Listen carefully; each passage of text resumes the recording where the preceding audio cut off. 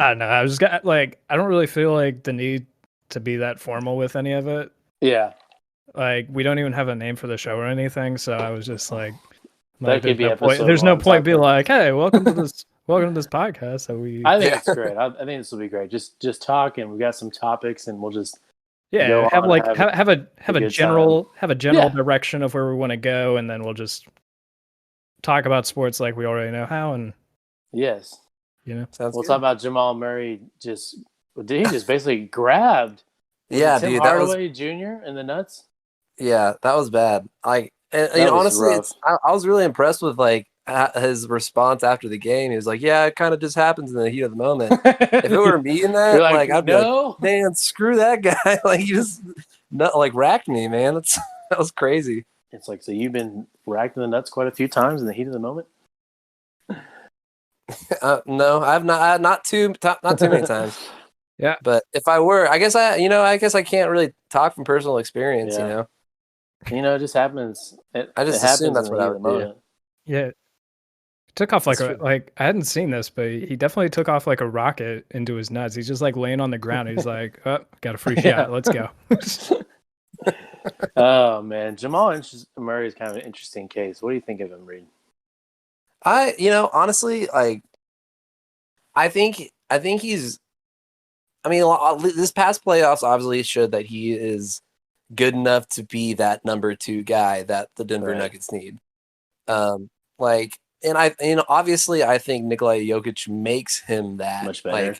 I think he's like, having a center that can do the things that Jokic does, which is he's like the best passing big man in the league, maybe of all time, arguably. And he's like, if you can just get open a little bit, which a lot of times you see teams double covering Jokic or something, and Jamal Murray just has easy shots a lot of times. I mean, it's kind of like, personally, I think it's Jokic that makes it. And obviously, I'm not taking away anything from Jamal Murray, especially. I mean, we saw like maybe one of the best playoff series of the year last year, and with him and I'm blanking right now. Between him and Spida Mitchell. That's right. And I don't know. I love Jamal Murray, and I think he's good. Obviously, though, I think the 2 guys to watch is, number 1 is Jokic, but number 2 is, in my opinion, Michael Porter Jr. And I hope the Nuggets are smart enough to not do something silly like trade him away or anything. Yeah, I remember there was like a million rumors going around when there was James Harden trade talks going around. Yeah. But I know like one of the rumors I'd seen was like a trade for like where somehow the Rockets could have gotten Michael Porter Jr. out of it, which I would have been like, sign me up.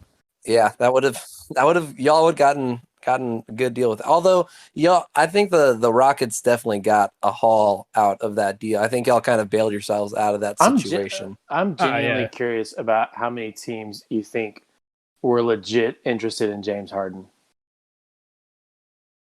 How many teams I think were legit interested? What do you think was like legit interest? Because I was thinking for like the Mavs perspective, I was like, there was like a slight. There's a rumor for everybody, but there was like, hey, do you think that the Mavs could go after somebody like James Harden?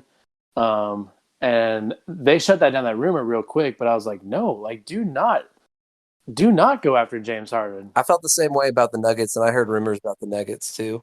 I mean, it's James Harden's like one of those players who's good enough to where, same thing like with Deshaun Watson, it's like even if you already have a good quarterback or you have somebody for that position, it's like when you hear that kind of a player is available, you at least think about it. Like you have interest at least. Yeah, but I mean, like the only teams that I felt like were gonna at all seriously consider pursuing him were like teams like the Nets, who were Philadelphia. Who were already like, you're already a contender, and it's like if you can get James Harden, get rid of like one of your guys who's like, like if I was the 76ers and I was like, I can get rid of Ben Simmons and get James Harden, it's like Ben Simmons is a great player, don't get me wrong, but like James Harden, it's like, I mean, granted, it's also Daryl Morey, and Daryl Morey I'm sure would have wanted to make that deal, but I don't know how many teams. I don't know how many Philadelphia was interested. I think they were. I think it's also kind of, in today's age of player empowerment, I wonder how many teams that James Harden was interested in, and how many that he was saying, hey, I would Because I think he could have blocked any trade, right? Or at least with the attitude that he had in Houston, any team that he didn't want to go to, he would have just. When you look at like what the Spurs were able to pull off with the Raptors, that is such a like anomaly of that working out. Like, it's really just, I mean, it's basketball mainly, but like, to be honest, if James Harden didn't want to go somewhere, he would make it clear that he didn't want to go there, and it would never have happened, right? Yeah.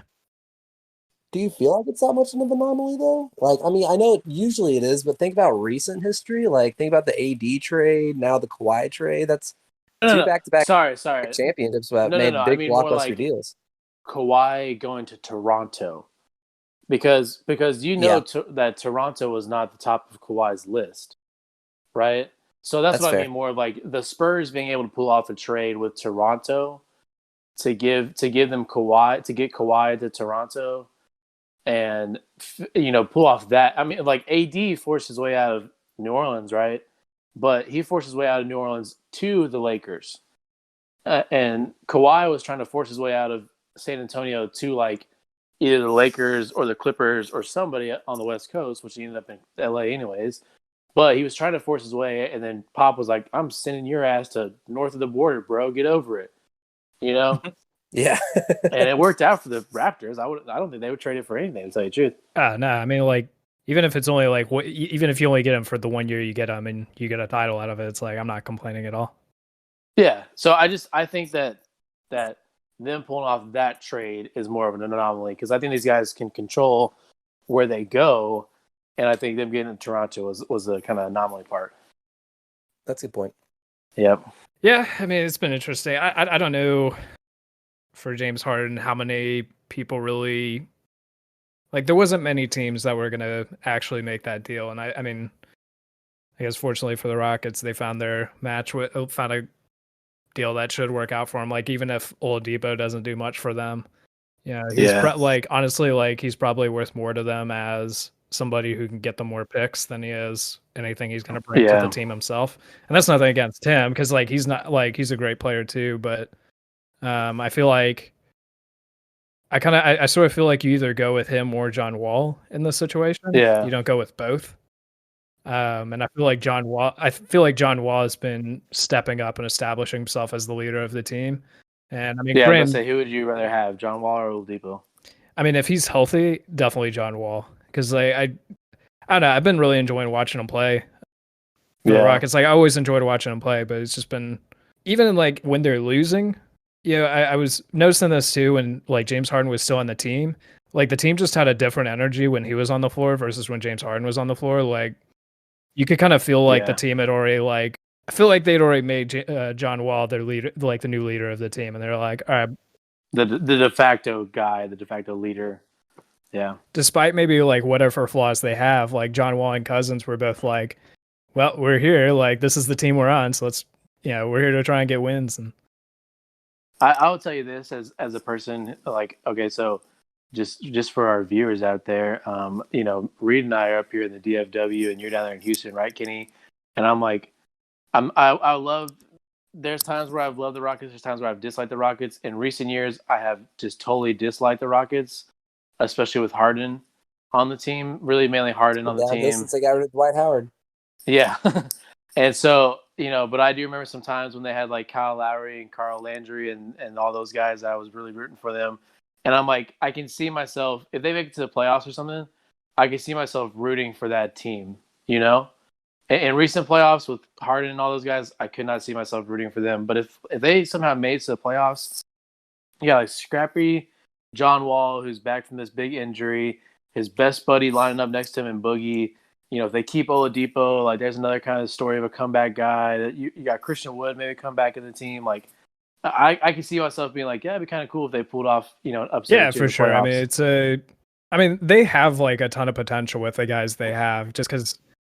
I mean, John Wall and DeMarcus Cousins, I mean, granted, Cousins is a little more of a shell of his former self because of all the injuries, but like, they're still both like, they were both top 5 picks in the same draft. And then you have Christian Wood, who's been, like, unfortunately he's injured right now, and hopefully he's able to come back in the near future, but because I don't think the Rockets have actually won a game since he's been injured now, because they just lost. They just lost to the Yeah, they're Heat. sliding. But I mean, their offense is struggling. But I mean, the West is just hard. I mean, It like if you is. look at like I don't know, like 5 through 10 of the West, it's all within like 2.5 games. And it's still relatively like it's kind of still yeah, relatively early in the season, but we've gotten far enough in where we should kind of see a little bit of a separation. But like the It Rockets is. still yeah. are very much within I think they're going to playoff be like like with distance. this loss, they're going to be like 2 or 3 games behind a playoff seed right now, which they might be able to. But even if Right. you have the potential of it, if I'm them, I'm probably looking to try and see if I can move PJ Tucker at the deadline, and probably like Yeah. I don't know. I'm not against keeping Oladipo, but I just think with what your ceiling is with Oladipo, I feel like you might be able to get more out of him from. And I mean, and The more the games that Christian Wood is out, and the more games they lose, obviously higher and higher and higher the chances of Oladipo going yeah, are gone, right? So if they keep the skid, it's like, yeah, Oladipo is going to go no matter what, probably, and that might be just best for them, to tell you the truth. yeah, and I Yeah, think PJ it's Tucker is gone interesting. regardless at the end of the year, so I feel like you try and Yeah, get something out of him, which is a shame too yeah, because I love watching PJ Tucker, but it sucks because it's like you kind of recognize as a Rockets fan, like the team is probably chalked for. I imagine they'll always be competitive for like some playoff spots for the next year or two, but they're not going to be like right. every year you're considering them a contender for the West or like somebody.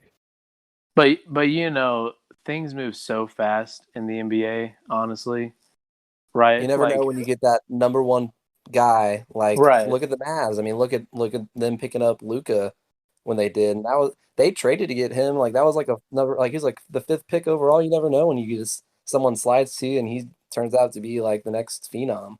right. And you like look how fast it happened with KP.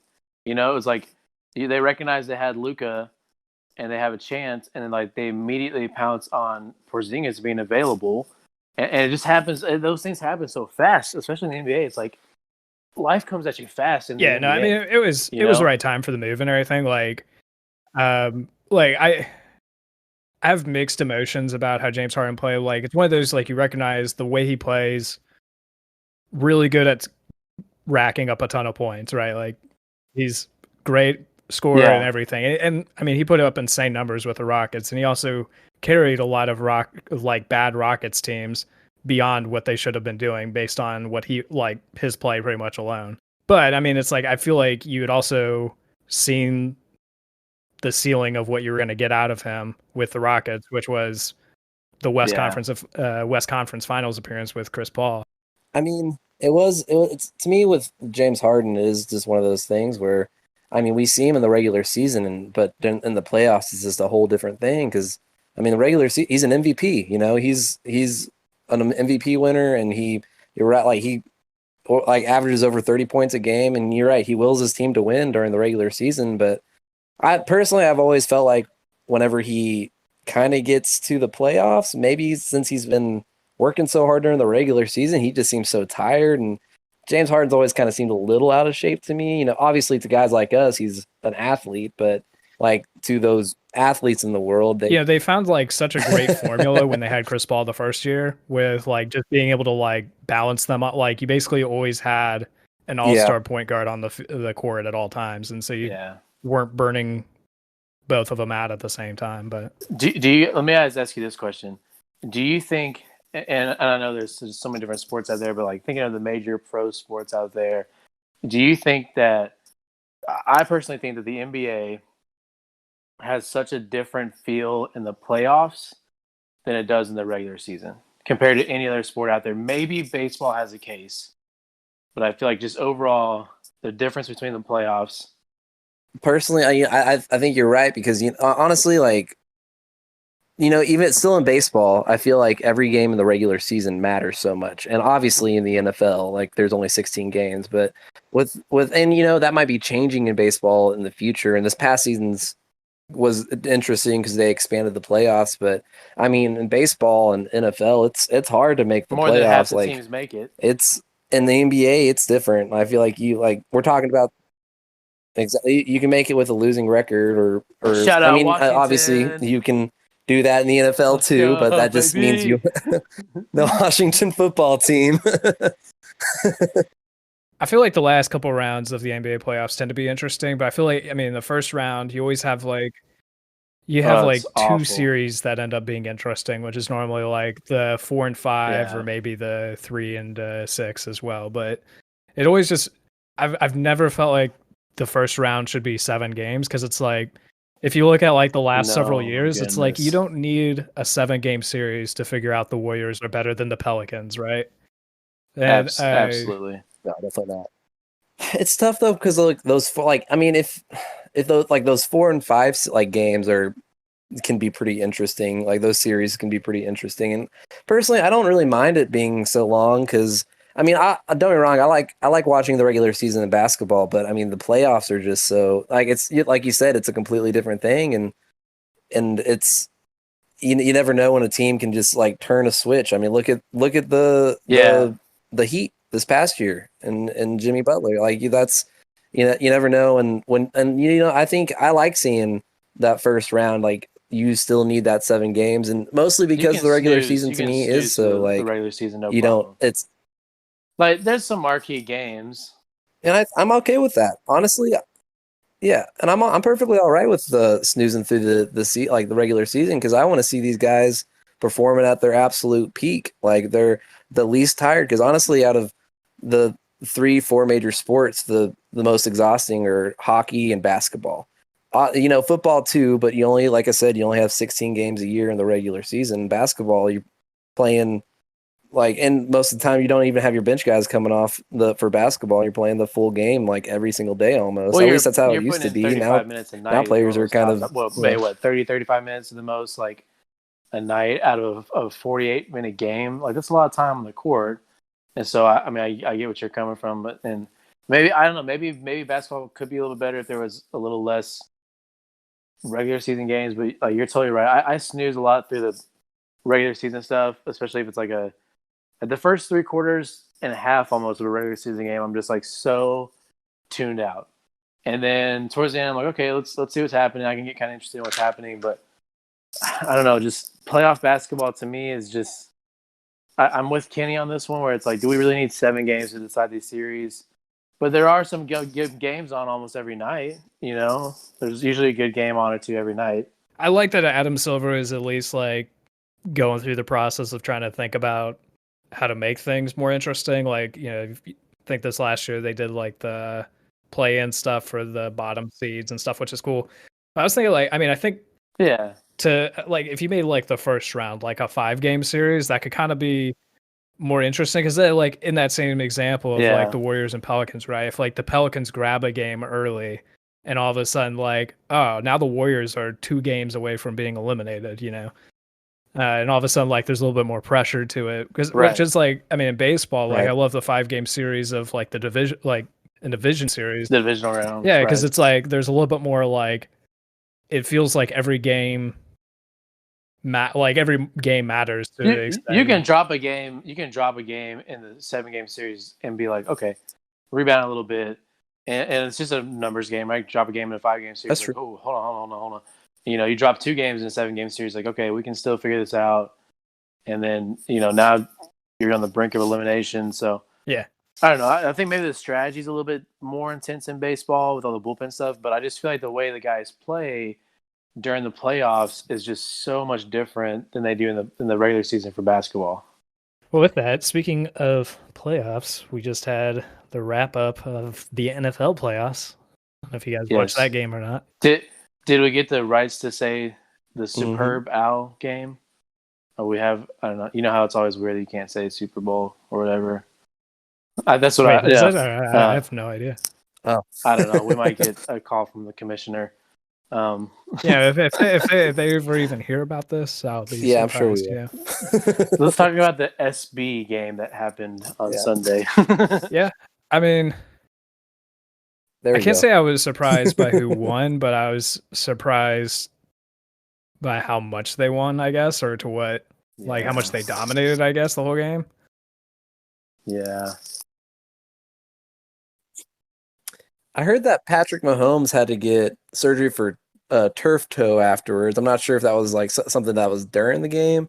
And also, I'm not going to about to be like I'm blaming this on Patrick Mahomes because I actually thought he played relatively well, and the team around him kind of suffered from it. Like suffered, um, but yeah, I mean, I picked the Bucks to go to the Super Bowl and win it this year because I mean we've seen Tom Brady do it 6 times, and I had a feeling he was going to do it again.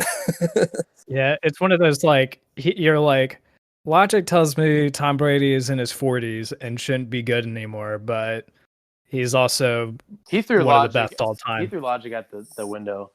And you know, this is 2 things I want to say about Tom Brady is throwing logic out the window is the dude has seen every scenario out there, I think. Mm-hmm. And you look at 2 situations to me in the playoffs in particular.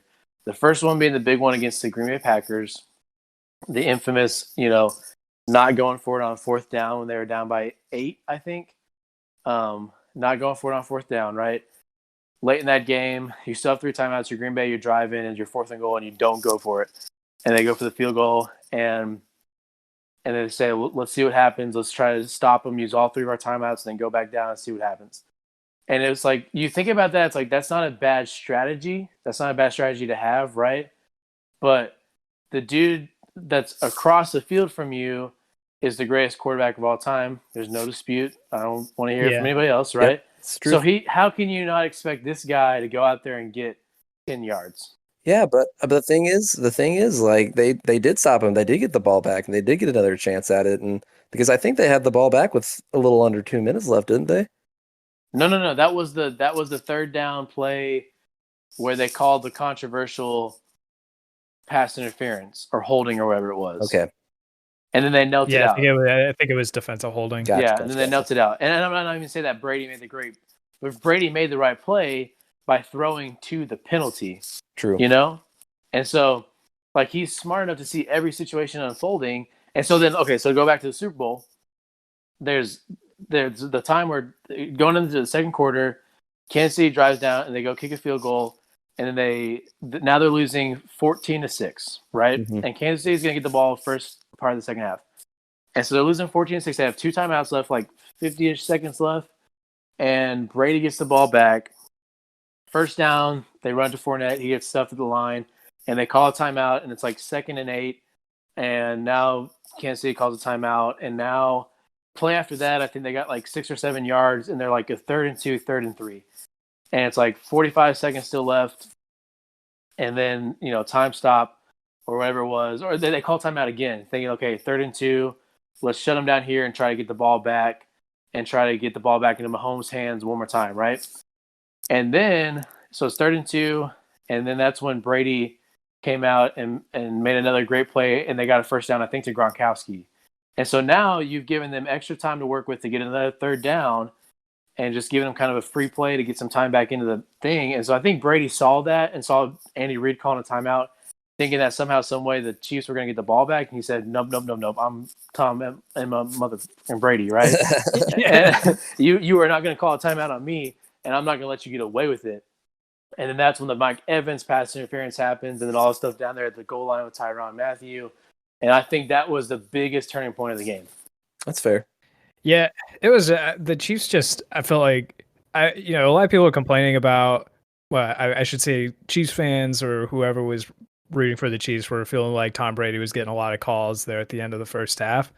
But I felt like all the calls might have been like a little ticky tack there, but they were penalties.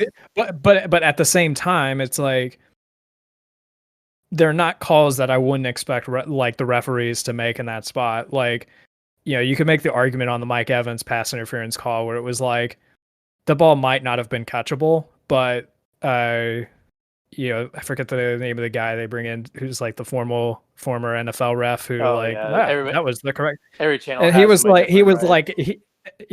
like, that ball might have been uncatchable, but it was close enough. Like you can't discount Mike Evans laying out and catching it either. So it kind of reminds me.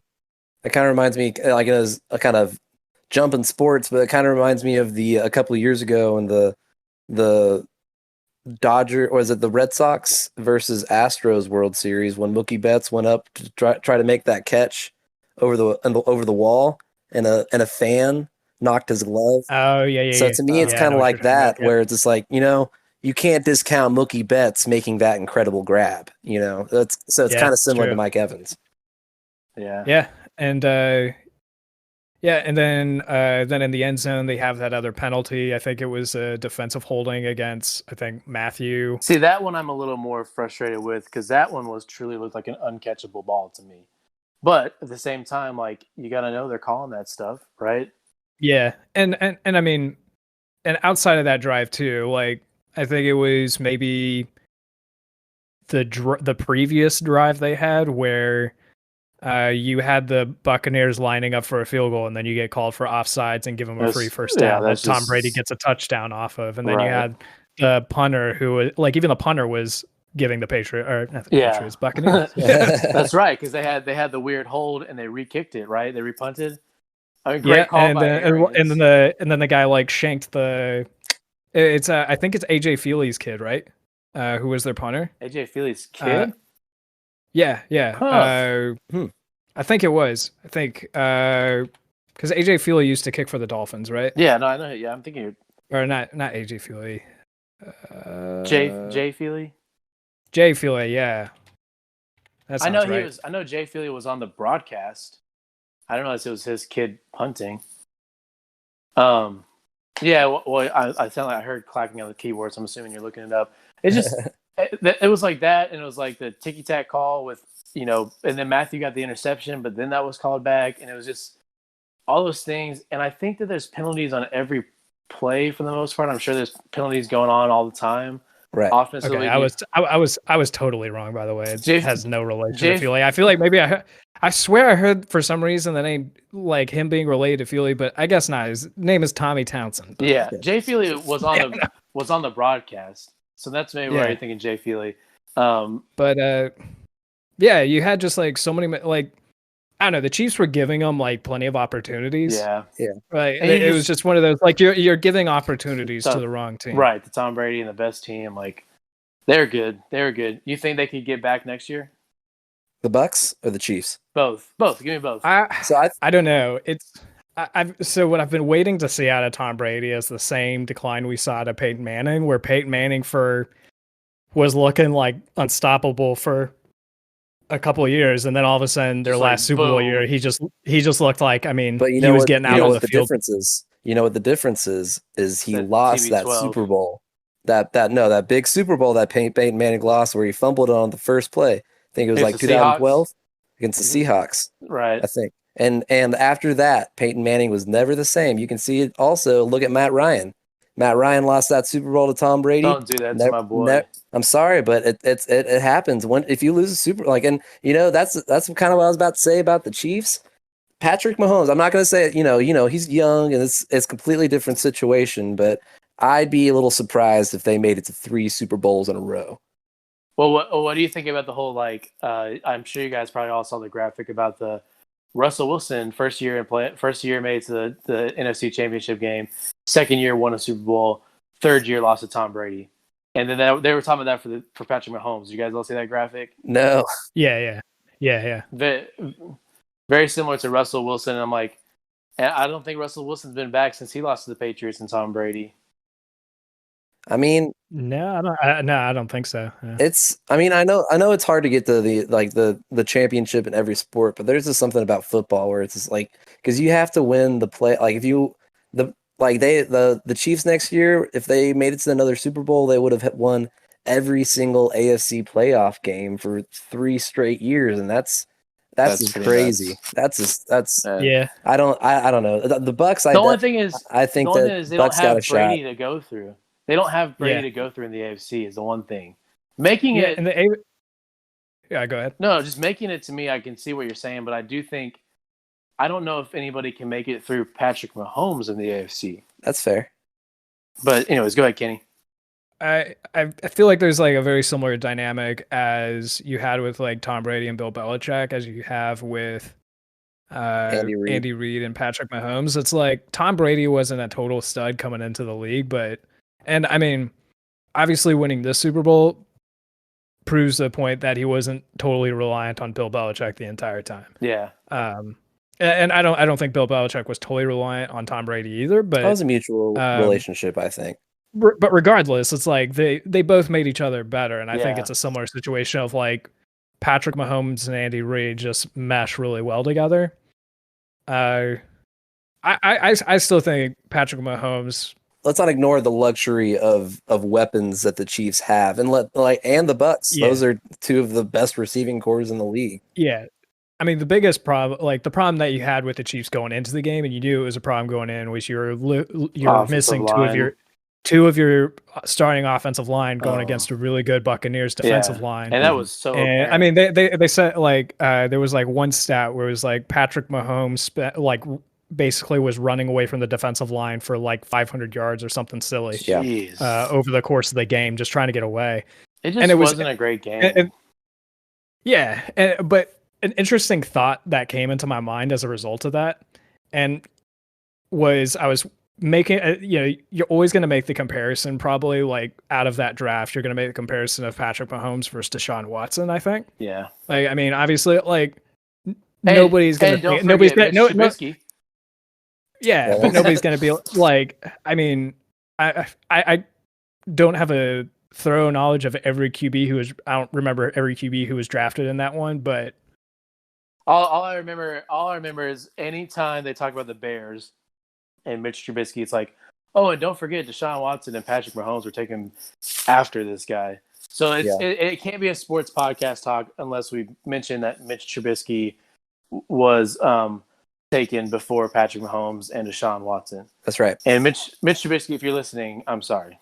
But, hey, I mean, he's a free agent. Maybe, I mean, with what the Texans are doing, I wouldn't be surprised if they're like, maybe we missed out on this guy. Yeah. Like, this is who we really wanted in this draft. We just ended up with Deshaun Watson. Yeah. Yeah. So I think there could be an interesting argument to be made after the Super Bowl, seeing how much Patrick Mahomes struggled with not having an offensive line, that you could actually make an argument about, at least maybe just from a pure skill level, Deshaun Watson might be better than Patrick Mahomes. That is a completely fair. Because I completely agree with you. Here's it's completely fair. Because Deshaun Watson has been playing behind a garbage offensive line his entire career, and you look at like the numbers that he's been putting up. I mean, and he's one of the top quarterbacks in the league, and he's been putting up insane numbers. If you put him behind the same offensive line in the same system that Patrick Mahomes has been playing in the last couple of years, I mean, I wouldn't be surprised. They make the playoffs every year. I wouldn't be surprised we're having the conversation that Deshaun Watson, we're having the conversation of like, is Deshaun Watson going to go to his third straight Super Bowl? And I bet you Mahomes doesn't have the success with the Texans that Deshaun Watson has had with the Texans. You don't think he will? No, definitely I think there's an argument that I think there's an argument that they are as good as each other. That Deshaun Watson is as good as Patrick Mahomes, but there's no way that he's better than Patrick Mahomes. That's my opinion. I don't like to live in the world of what's the word, hypotheticals. What ifs? But because we're talking about sport hypotheticals, we might as well, right? Like I don't think so. I don't think Deshaun Watson, because how good were the Chiefs before Patrick Mahomes got there? Like, I know they had Alex Smith, and he was, not bad. And I think they made the playoffs maybe with Alex Smith. Yeah, I mean, they were but regular. I'm just like, how you see how much different they are with Deshaun Watson or with Patrick Mahomes. I think that a lot of that goes to him. Look how different the Texans are with Deshaun Watson and they went 4-12. Yeah, you know why? Because I bet the Chiefs would decline significantly if they got rid of their best wide receiver too. Yeah, got rid of their best wide receiver, got rid of a lot of their best defensive players, and you also have Bill O'Brien. You think that Patrick Mahomes would have gone 4-12? I don't know. On the Texans. On the Texans, do you think he would go 4-12? I'm going to say specifically, I feel like the Texans have been as good as they are purely because of how good Deshaun Watson is. Because I feel like if you put Patrick Mahomes in this under Bill O'Brien, I feel like Bill O'Brien ruins his career. So, okay, here's the difference between what I think I'm saying, what Kenny is saying. Sorry, I I think, just like crunched ice loudly. I apologize. That's all good. I think, Keep going. Patrick, like, I don't think you're giving enough credit to Patrick Mahomes right now. I think I'm giving maybe too much credit to Deshaun Watson. I'm not sure, but I think that my thing is, I think those are maybe two of the best quarterbacks in the league right now. Oh, definitely. I'm okay I with definitely saying agree. that. I'm okay with I'm saying not that. one to say that necessarily Deshaun Watson is absolutely better than Patrick Mahomes, because obviously, like, you can't. I don't know. Like, I just think it's an interesting. I think it's okay, let's the do reason. this. The only Quickly. reason I make that argument again is just because, like, with how Deshaun Watson has done behind a terrible offensive line, and you saw how much Patrick Mahomes. Yeah, but granted, Mahomes also had the turf toe thing, which I've never had turf toe. I don't really know much about turf toe and how much it affects what you're able to do in life.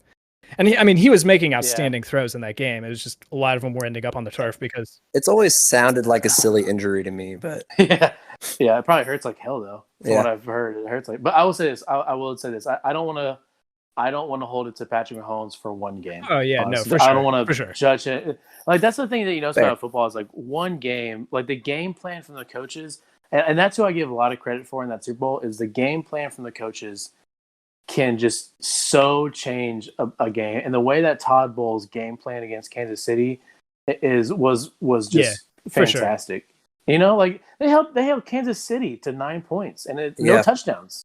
That's true. I thought my thing too though is about Pat. Like, I don't know how Patrick Mahomes would have done this year if for one, Deshaun Watson actually had a great season, statistically one of his best seasons of the year, but he lost his best wide receiver. Obviously, a great duo. They went to college together. Then you also, a couple years ago, lost not one of his weapons, but a first overall pick in Jadeveon Clowney, which another boneheaded move by the Texans where they got very little out of it. And on top of all that, he was good enough to take some pressure off of J.J. Watt and make J.J. Watt a lot better than he was supposed to be. And then you also lose your coach this year. That was the only plus. that was the only plus. You're right. Honestly, the loss of that though was that that was addition by they subtraction. Waited until after we thought, hey, our number one receiver who's one of the best receivers in the league. What if I got a running back who's been pretty much injured every season the last few years? And I'm not saying that Bill O'Brien would have gotten them more wins this year, but I'm just saying if in the middle, at the very beginning of your season, you don't know who your head coach is anymore, that's going to be a tough year for anybody. Yeah, for sure. Yeah, and I don't know. Anyway, speaking of Super Bowls, though, let's talk about that Super Bowl parade, huh? Oh my god, I'm kind of annoyed by that, to tell you the truth. Really? Is it not the pandemic? Is that why? It's just a bad look. It's just such the whole thing to me, like the 25,000 fans. I mean, it was cool. I get that. It's just like, the basketball guys are in the bubble. The hockey guys went to do their bubble. The MLB had limited fans, I think, in the World Series maybe. And so that was also kind of a bad look. But like they had 25,000 people in the stadium. And then the Super Bowl parade party. Well, it was cool that it was out in the boats. Yeah. Mm-hmm. But it still just was like, you look at the boats and they were just packed, dude. They were packed. People would definitely wearing masks. And I get celebrating it. No. Oh, for sure. And I get celebrating it and I get all that kind of stuff. It's just like, okay. And just to get like personal on things, like I saw somebody post, so my husband can't come with me to see the ultrasound for my baby, but 25,000 people can go watch the Super Bowl in Tampa Bay, And so it was cool to see them all having a good time, but just still like rubbing the wrong way. Yeah, I guess so, but I can't remember who. I think it was the Bucks owner who was kind of talking about it. And I kind of agreed what he was saying. It's like we're perfectly all right with us lining up to vote and celebrating who our new president is, and other, not to get political or anything, but all these other things that it's more okay to be less socially distant on. But celebrating your Super Bowl is is where he where we draw the line. So it's it's a weird line, especially like at this point. Like, are we in bubble life anymore? The NBA kind of seems like it's gone back to normal.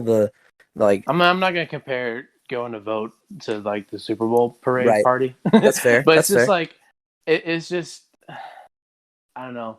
It's just when you watch rich people do things like that, it just makes you mad. Yeah, I feel you. That's fair. Is that fair to say? Like, it Oh, just of makes me course. mad to watch rich people to just like, and I like, okay, so they might get COVID. Some of them might get COVID, but like, what if they're going to be the reason COVID spreads even more to somebody who could get hurt from COVID? For sure. But watching Tom Brady chunk the Lombardi Trophy was hilarious. Worth it. It does seem like it does seem like something that's in like a similar vein as like at the beginning of when everybody was like going into lockdown and you had like the celebrities doing the like we'll get through this together while I stay in my mansion. Yeah, we're alone together, guys. Yeah, but the NFL straight up was never like that. They played their full season. Yeah. They even added a team to the playoffs. And you know what? They ended racism. Yeah. Right? They put that out there, end racism. That's right. So we can't be too mad at them. But I will say one thing about watching the parade stuff is, and I'm not the biggest Tom Brady fan in the world, but watching him have a really fun time and seem like he's let loose a little bit, I think that's a good thing.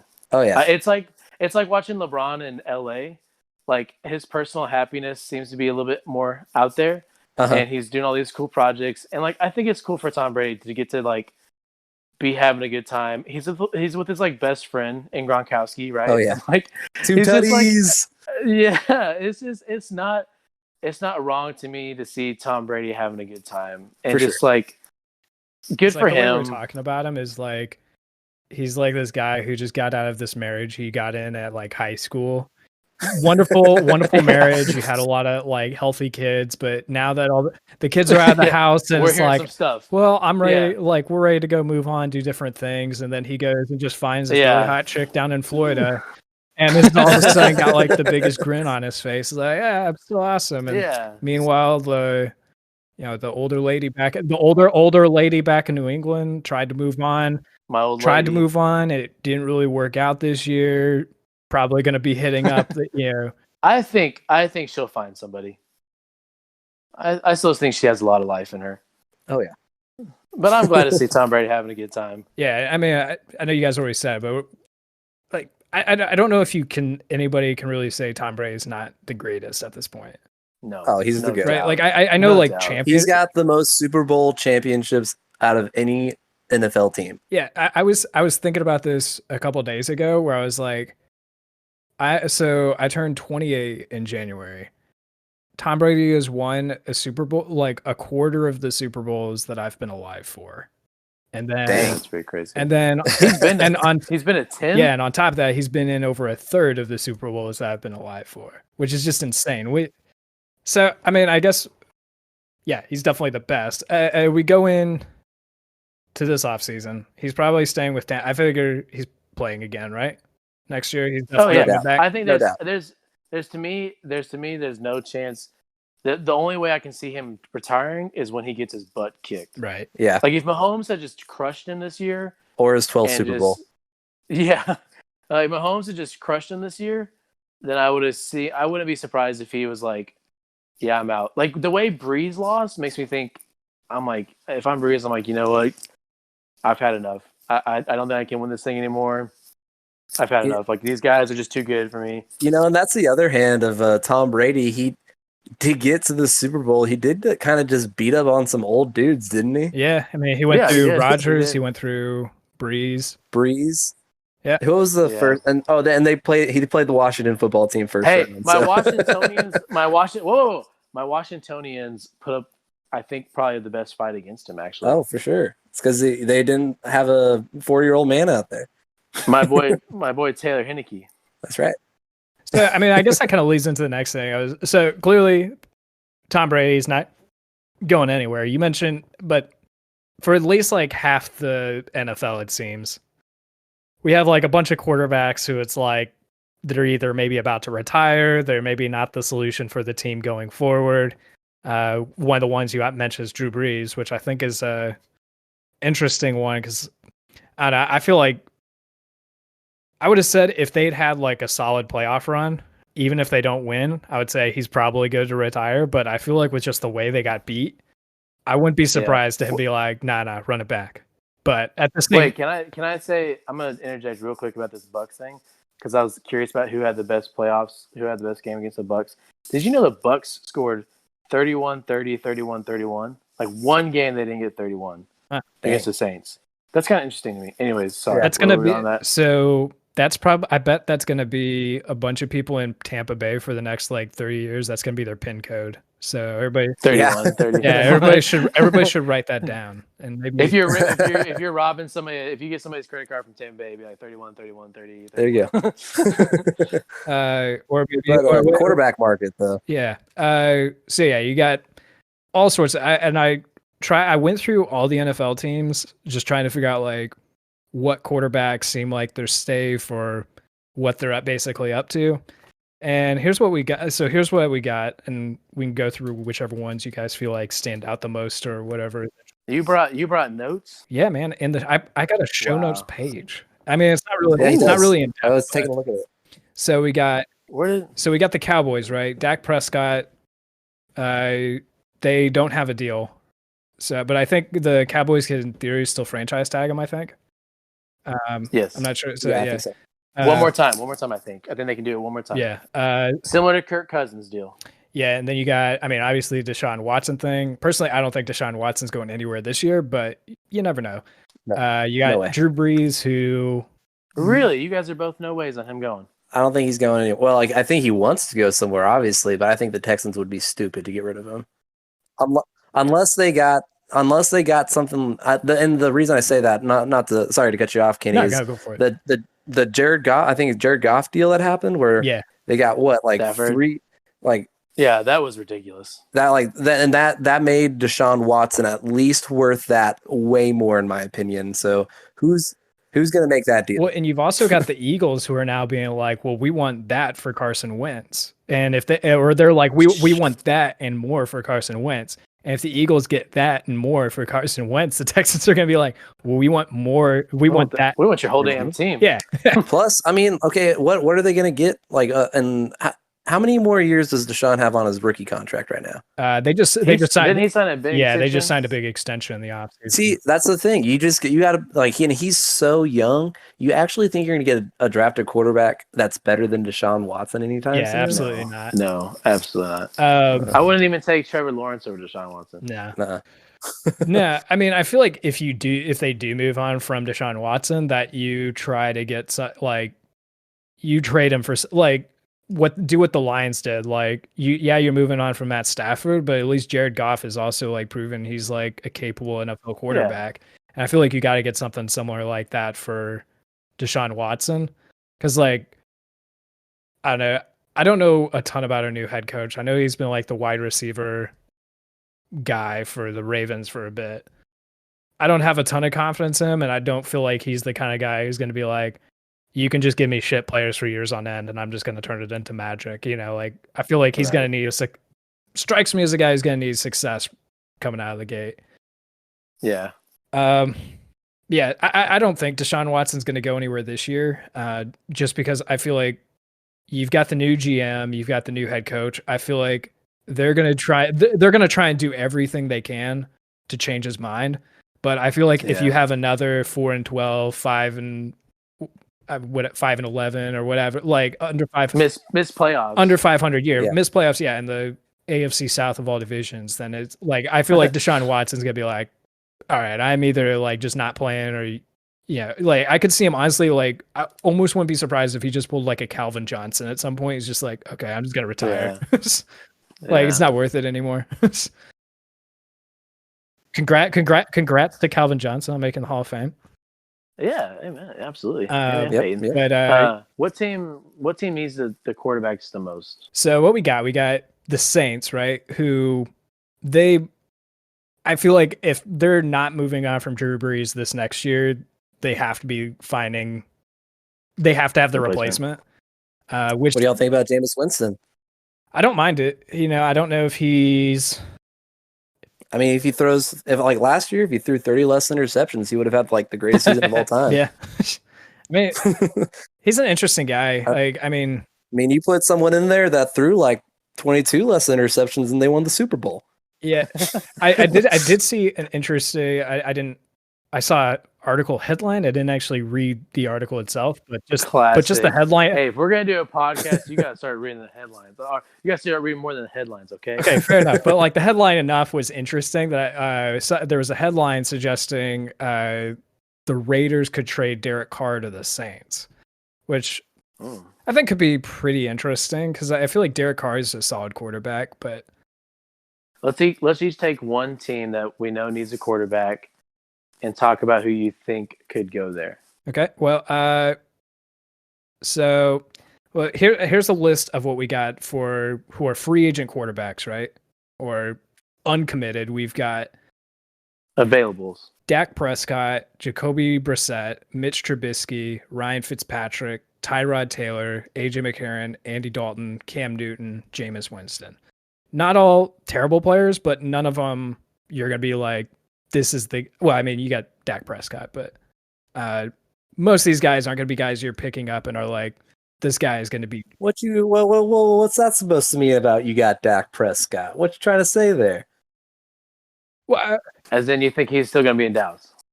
Well, I was saying, like, I was trying to shit on the rest of the list, but then I realized Dak Prescott was on that list. I was like, okay, well, Dak Prescott's obviously not shit, but then the rest of the list you're looking at and you're like, okay, this guy's probably not going to change the direction of this franchise in a real meaningful way. So I feel like it's going to be a lot of these teams are going to get either a new guy through the draft or, maybe they get a disgruntled quarterback off one of the other teams. What three teams do y'all think the most are like a quarterback away from being competitive? I think Washington, number one. Yeah, you got the Redskins. I would say probably the Colts. Washington football team. Whoa, the Washingtonians. What did I say? Did I say Redskins? Yes, you said our skins, and we just lost a lot of viewers. We lost a lot of viewers. Yeah. I don't know, it's gonna be like a lot of listeners are out. And I still like sometimes call the Tampa Bay baseball team the Devil Rays. Oh yeah. Okay, so Washingtonians, number one, need one. Yeah, I would say probably the Colts. Well, the Colts definitely do because Philip Rivers just retired. The Colts. And have y'all heard potential rumors that Andrew Luck might be coming out of retirement? No, I heard that he's out. He's like, no, I'm happy. Oh, really? I don't know Andrew Luck, so I'm not gonna like speak for him. That's fair. But I heard of him that he was good. He was set. You got the Patriots. Okay. Patriots definitely need one. Patriots. They don't have anybody up right now. I mean, it'd be kind of tough for me to say that they're a quarterback away, though. I mean, if they were a quarterback away, I forgot that's what we were saying was a quarterback away. Yeah. Well, Colts and Washingtonians were both playoff teams. Washingtonians were still a playoff team before anybody jumps in on me. They were still a playoff team. Yeah, for sure. No one's jumping on you. 7-9 still gets you there in the NFC least. Yeah, that's right. You've got maybe the Bears, probably a quarterback away. They're a playoff team. Let's do those two. Let's do the Colts, the Bears, and the Washingtonians. I'm not going to take Washingtonians because that's my team. So somebody else take the Washingtonians, and who do you think they're going to go get? So I don't know. I was looking at looking at numbers for the quarterbacks, and it looks like Kyle Allen for the time he played wasn't putting in bad numbers. So he's maybe not a terrible guy to like think about. At least like you could put him in the hat for we'll give you a shot during preseason to see what happens. I honestly wouldn't be surprised since you have Ron Rivera there. I wouldn't be surprised if the Redskins bring in Cam Newton. There he goes again. Golly, man. That's two for the Arskins jar. God. If they would actually get a football name now, like I could just call them that instead of.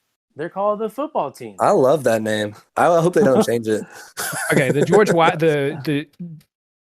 George Washington team. The Washingtonians. That's how Ron Rivera's team. Ron Rivera. I feel like he's going to bring in. I wouldn't be surprised if they bring in Cam Newton. Just like in any whether it's like a cheap deal, just to I don't know, because I feel like that's what Cam Newton's going to get at this point. Is he's just going to get prove it deals at this point. Okay, let me throw you guys out this. I know we said we kind of teach take one, but I'm gonna say this: what I would love to see as a Washington fan, and as a Washington fan and as a Dallas hater, I'd love to see this. I would love to see Dak Prescott in a Washingtonian uniform. I was gonna say Dak would be my pick for any. If any team was able to get Dak who needed a quarterback, that'd be a great situation for them. Right, like just how hilarious would that be? You know, him getting out of Dallas and some stuff coming out about him and Jerry Jones, and then Jerry Jones losing him to Washington. I would love that. That would make me so happy. Would you want? Okay, so as a Washington fan, would you want Carson Wentz on your team? Do you feel like he would be like a guy you could get behind, or do you feel like? I'd say yes to Wentz. It depending on what the price was, I'd say yes to Wentz. Yeah, I would. I think that like this is what I would say. When they traded Jared Goff from the Rams, I would honestly call the Lions and be like, hey, what do you want for Goff? Like Goff is the kind of guy I think could be okay. Like that kind of type of guy. Yeah. Could be strong, and that's in Washington. You don't need much. Yeah, and that's one that's interesting too, because the Lions also have like the 7th pick in the draft. So I don't know if they're gonna. I've been curious if they're gonna commit to Jared Goff or not, or if they're gonna try and draft somebody. I think they should, because I'm not gonna lie, I kind of predict a quarterback drought for the next few years. We've gotten way too many good quarterbacks for the past few years. I think it's like, look how many that we got as like young quarterbacks in the league right now. It just, to me, wouldn't make sense to add on to that. Like, I don't know. So going back to Washington, I would pay Dak Prescott, Deshaun Watson type money to be the quarterback for Washingtonians. For sure. Yeah. What about the Colts? What do you guys think? Reed, what do you think of the Colts? Who do you think they should go after? Well, I'm just gonna say the same guy. I'm not gonna be too creative with it. Like, if they can get Dak, they should get Dak. The Colts, I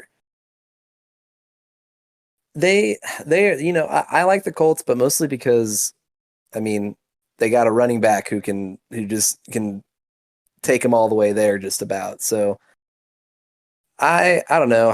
I don't know if I really trust too many quarterbacks out in the free agent market right now that haven't already gotten picked up, honestly. And I think it's going to be kind of tough for anyone who hasn't really locked down who they got already. Yeah, I feel like if there was anybody that I'd be considering taking, like this is a wild card, maybe we take a shot and he fails, or I feel like Jacoby Brissett has been somebody who's like always kind of liked that guy and would like to see him find success like somewhere in the NFL. Yeah. And honestly, maybe the Redskins. I caught myself that time. Redskins jar. That's another.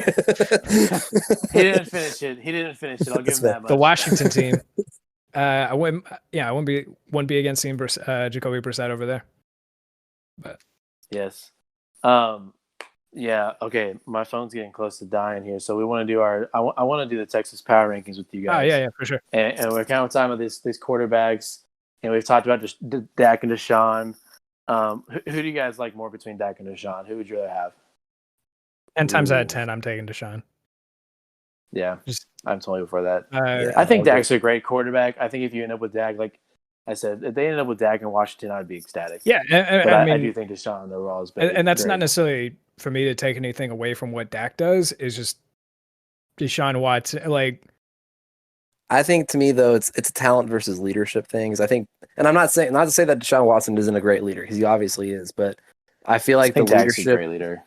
Dak is a phenomenal leader. I think he is like maybe the best leader out of any young quarterback that, like, because he's good, he's fine, but like the way that he wills his team is just like, I think it's just completely different. Yeah, he's such a great. I'm not. You guys, I will say this. I'm so anti-Cowboys, but I am so not anti-Dak Prescott. No, I mean, same. He blows. I've liked Dak. Even when he was at Mississippi State, I've liked the guy. It's just, I think Deshaun Watson is just boy Ethan Lee. Deshaun Ethan Lee. We'll get Ethan Lee on this sometime. Yeah. I actually talked to him. He's a legit journalist. Yeah, that's true. He could be like, no, Kenny, you have to use the right names of the teams. This is SB. Yeah, he would be like, he would be like, yeah, you should probably read the entire article. maybe I wrote it. maybe we could just get him on here and he could just be our article reading guy. Like he could be the one that just reads us the articles and we could just respond to it. There we go. Okay, we're pretty deep into this. Let's do our Texas power rankings. We've talked a little bit about our Texas teams. We're representing Texas. We're going 1 through 8. Who you think is the top, 1 through 8 rank the Texas pro teams before anybody gets mad. We're talking NHL, MLB, NFL, and NBA. So, do you guys want to do we want to go 1 and everybody say they're 1, or do we want to each give our list, or what are you thinking? I feel like our list probably wouldn't be too different, so we can probably just like, you can say what your list is, and if we disagree, maybe I'd say we just go through, like, go start at 1 and kind of talk about who we think is 1, and then we'll just kind of talk about it. Go from there. Okay. Who's 1? 1 for me is the Dallas Stars right now. For sure, me too. I don't know much about hockey, but I know the Stars are pretty good. So, and I know. I mean, just off of recent history, they got to the Stanley Cup playoffs, so Stanley Cup. So I mean, they're off to a good start. Actually, they're losing the game right now as I'm watching them. They're losing it. But yeah, they're off to a good start after making the Cup last year. They made the Cup. They lost in the Cup. So yeah, Stars for me is 1. We're all for that. Yeah, I'll take that. Number 2, read who you got. Oh man, it's kind of a drop off from there. Yeah, it's yeah. Okay, so I took notes on this. Did anybody else take notes on this one? No. I didn't take notes on this one. No. No? Okay. Should I just do my list and you guys can tell me what you think? Well, yeah. I'll give you my 2, and I'm not sure if you're going to agree with it because they just had such a bad season. But if they keep Dak, I got the Cowboys as 2. Really? Mm-hmm. I have the Astros as 2. That's fair. I have the Astros as 2. They just made the third straight with AL championship with the losing record. And this also would not be a sports podcast if we did not say the words truncated season. Mm-hmm. So in a truncated season, they may have a losing record, but I do still think with them making the playoffs last year and with them making it to the ALCS, I do give them number 2. I just think that they're losing a little too many pieces. Well, yeah. I can see I can see as the season starts. So they've lost slipping. one piece. They lost George Springer, which granted is a big piece. And yeah, they lost George Springer. And Verlander is still on the shelf. Verlander's out. Right. Verlander's out. Where's Greinke at? He's still with them. We got Greinke. Yeah, I guess. And when I think of Greinke, I don't know if he's like, to me, I'm not sure how I feel about Greinke anymore is the thing. Yeah, same. Yeah, but we did keep Michael Brantley. We still got Alex Bregman for a while, and there have been rumors about them wanting to, like, evidently they've had conversations with Correa about making him a long-term deal, which if they were able to actually keep Correa long-term, I'd be so surprised. I would be surprised, but I mean, it would be a happy surprise. I think that a lot of, I don't know, we'll see. I don't think there's any meme that's better than the Houston Astros got caught cheating in their playoffs and yet still are the most functional team in Houston. Yeah. Okay. Anyway, so 3. Let's do 3. For me, 3. I have the Spurs right now, and this is fluctuating a lot with the NBA guys, especially just because they're in the middle of their season. So I have Spurs, and I'll just tell you guys this: I go 3, 4, 5. Spurs, Mavs, and then Rockets. Okay, so that's what I was like, you give the Spurs the edge over the Mavs? Just based on record right now, honestly. The Mavs really slipped. They're on the rebound. Like last week when I was doing this and thinking about lining these guys up, I did have the Rockets above the Mavs, but the Mavs and the Rockets are now flipped for me because of how the Mavs have played lately and the Rockets have played lately. And it's a matter of just like they're two sides of the same coin because the Mavs had the hard stretch of the schedule and they just got whooped left and right by the Nuggets and the Jazz and all those teams. But they had a lot of guys out with the COVID stuff. And then now they're on an easier part of their schedule. And I do blame the Mavs a lot for losing those games. It's like, if you really want to be top dog, Luka, you got to beat these teams when your best team's not around you. But I don't put them above the Spurs right now just based off of record. Fair. I think by the end of the time the season's done, I do think that the Mavs are going to be better than the Spurs. But I just think right now you can't discount the Spurs and my boy Pop for what they've done over there. Yeah, I mean, I don't disagree. At least how we're sitting right now. And I do think, like, I mean, yeah, if we were doing this like a week ago, I would have put the Rockets above the Mavericks and possibly the Spurs, just with how the Rockets have been trending. But Yeah, with the Christian Wood injury, like I talked about earlier, and they've lost like 4 straight since he's been out. yeah. It's hard, like, you gotta recognize the Rocket. Like, I feel like I'm looking at the Rockets as they're gonna be a hot and cold team. Like, yes, absolutely. I do have. I will say, and I know Reed, you kind of chimed in with your Cowboys at 2. I don't have a problem. Not my Cowboys. Not my Cowboys. Sorry. Just to clarify to all the fans out there. Sorry. I do have maybe the thought of putting the Cowboys maybe above the Rockets or the Mavs. If the Mavs slipped a little bit more, I could put them above them. And the Rockets slipped a little bit more, I might be able to put the Cowboys above them as we keep going with this. Yeah. So, but Cowboys I have at 6. Okay. Just the record wise, I think going into the next year, I don't know if I think that they're the best team in the NFC East anymore with Dak or without Dak, depending on what happens with the Washingtonians. Fair. Without Dak. 7, I have the Rangers. Outlook for them going into the season, Rito, what do you think? I think it's. I mean, it's the AL West is interesting. I think it'll be fun to watch the losing season again for the Rangers, though. It's hard to put any team lower than the dumpster fire of the Texans right now. Oh yeah, they're number 8 for me. They're number 9 for me. 8. Yeah, you're putting like the Houston Dash. The Houston Dynamo as 8. The Houston Cougars. Yeah, that's right. Hey, the Cougs are number 6 in basketball right now. Yeah, well, they just lost to ECU like last week, but. So Texas is having a really big college basketball year. We can maybe do an episode on that. My Bobcats are having a good season. Yeah, I mean, I'm mostly BSing our way through all this. So yeah, we just talk about sports. So yeah. For first go of it, I feel like it kind of worked out. So let me pose this question real quick on our Texas power rankings. Because Reed and I kind of talk Rangers a little bit. I know you're not super plugged into the Rangers, Kenny, but do you trade Joey Gallo? Yes or no? Are you asking me or asking Kenny? I'm asking Kenny because I know your answer. Are you trading Joey Gallo if you're the Rangers, Kenny? Yes or no? I don't know what his contract is like or anything, but I mean, it all depends on what you 2022. He's up in 2022 as a free agent. Okay, I mean, if you're not, I don't think they're going to be really a hardcore contender this next year, so I'd probably consider it. I think if he has a hot start like he did in 2019, like a hot first half, I'm trading him so fast. Yeah, I'm just not sure if I have the confidence that the Rangers would actually do that though after these past few seasons. I don't mind what's happening so far with Chris Young.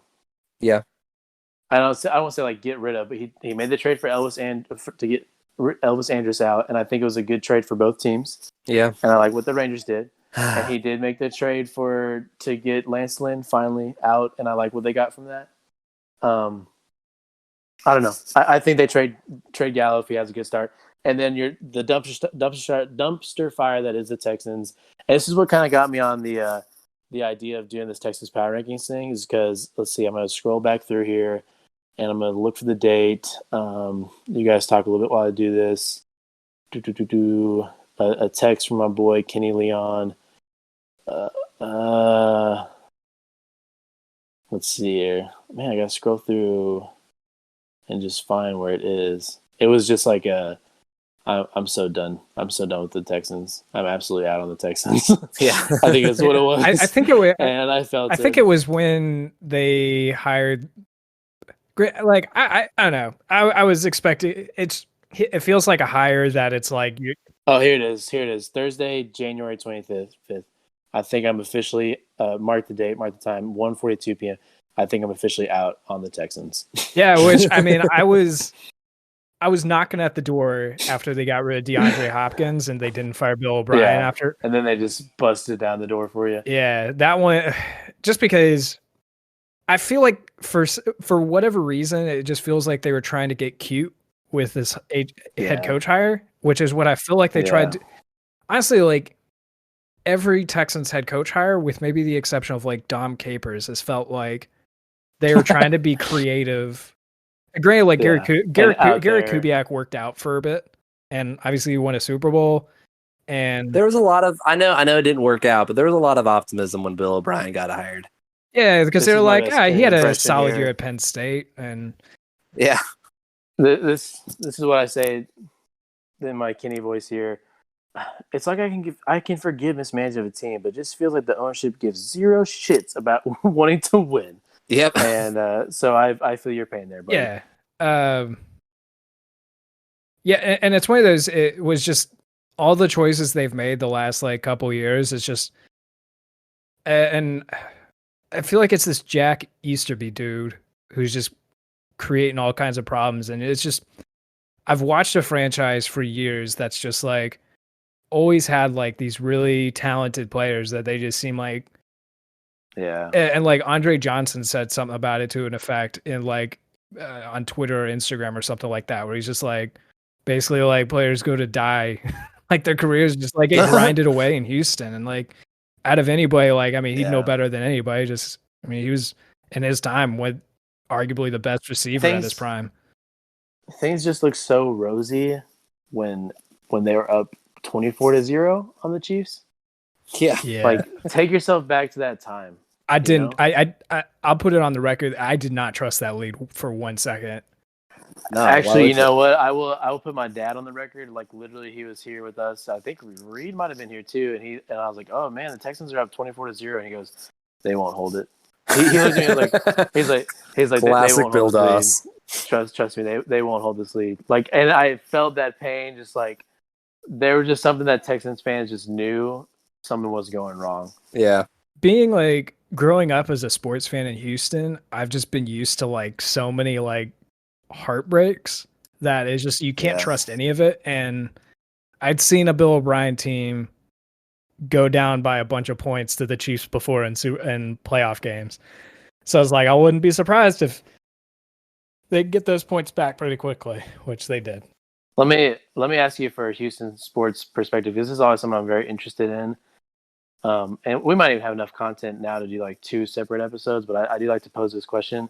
Who do you think is the top sports dog in Houston? Like who's the reigning sports? Is it a football city, a baseball city, or a basketball city? Yeah. Well, it isn't. No. Not like just one athlete. Give me the one athlete who you think is talked about the most, or maybe is the best athlete in Houston sports right now. Like who do you think that person is? I'd say right now, just pure athletic wise, probably Deshaun Watson. Yeah. Yeah. Most talked about though might be JJ Watt though. Yeah, I would say like your 3 are probably fan favorite. Maybe fan favorite's the right word. I would say your 3 right now are probably Deshaun Watson, JJ Watt, and Alex Bregman. Yeah. Can I throw you out an interesting one real quick? Because I was thinking about this question earlier. You know who I think really should get a little bit more attention as far as, and this is a bit of a stretch here, Simone Biles. Huh? Fair. Yeah. Simone Biles, I think she's such a big representation of Houston, and such a solid athlete, and it's just fantastic to watch her do her thing. So anyways, so I think I think you're totally right on Deshaun, JJ. I still think JJ is probably the biggest fan favorite down there in Houston. Yeah. I will say for here in Dallas, it is like Lucas Town. Oh yeah, for sure. It is absolutely Lucas Town. People just love that guy, and he's great. He's so fun to watch most times. Sometimes he makes me mad. Sometimes I wear the Mavs or like the Rockets 2.0. Yeah. But I mean, like, I feel like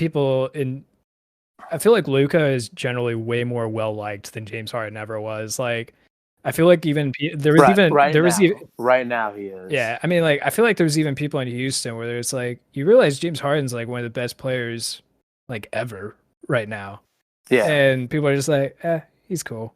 But I mean, I agree with what Will's saying though. It's like right now he is like, I think a Dallas Fort Worth example that I can think of is Romo. Romo, best color commentator ever. Yeah, exactly. Finally got to his. You love him, then you hate him. Hey, like Conor McGregor says, they'll love you one week, they'll hate you the other. As long as you're getting paid for both weeks, that's all that matters, baby. That's right.